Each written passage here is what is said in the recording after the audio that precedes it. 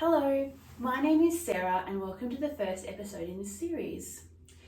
The purpose of this series is to help you improve your fluency and your confidence when speaking English. So if you're learning English as a second or third language, hopefully this is a great place for you to be. I am an Australian and I am a native English speaker, so I hope to use my understanding and my expertise and my experience to hopefully help you along the way. If you have any areas that you are finding difficult or some topics or content that you find really confusing in English, please list them in the comments below and I would love to include those in future videos. And we will start with the basics today, and we are going to build upon that foundation in future videos in increasing difficulty. So we will cover other topics like types of words, sentence structure, and some common mistakes that we can overcome together. And if you can hang on until the end of the video, I would love to share with you a phrase at the end of each video that might help you with your fluency. Please like and subscribe, and don't forget to hit the notification bell so that you can be notified when these videos come out. Now, today's topic is about vowels. Now, vowels are the kinds of sounds that we make in the English language that does not require us to close our mouth. Other letters like M or B, we need to close our lips. These letters, these sounds require an open mouth. Now, the reason why we need to know how to pronounce these is because they are in almost every single word in the English language. So I thought it would be a great place to start. I'm going to talk about the names of these letters, so the names of the vowels, and the sounds that they usually make. Now, I say usually because in the English language, you may already have noticed there are many exceptions, and we can cover those in the future videos. But let's start with the sounds that they usually make. I will give you an example of a word that starts with that sound, and I will give you an example of a word that includes that sound. So let's go on and see what they sound like. Now, I have written them in uppercase and in lowercase. Now, our first vowel is the letter A.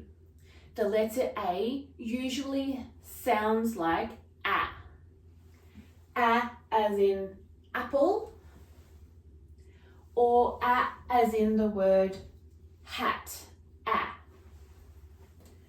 The next letter is the letter E.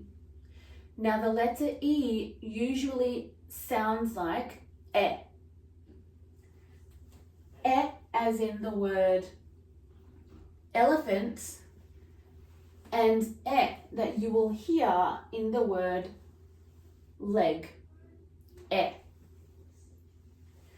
Our third sound is the letter I. This vowel normally sounds like I. I as in the word igloo, and it that you will hear in the word bin. The fourth letter, the fourth vowel, is the letter O. The letter O usually sounds like O.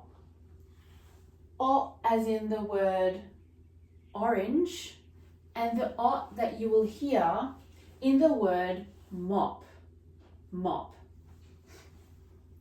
Our final vowel that we will talk about today, the final vowel in the English alphabet or the English language, is the letter U.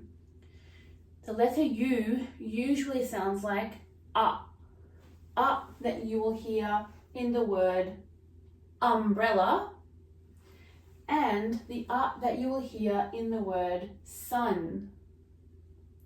Please excuse my writing, it's a little messy, I know. So just to recap those, we have A,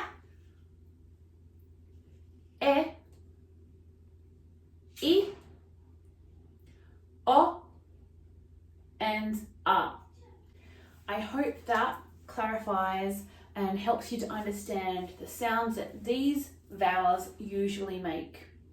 Now, as promised, I did say that I would include a phrase at the end of each video, and today's phrase is call it a day.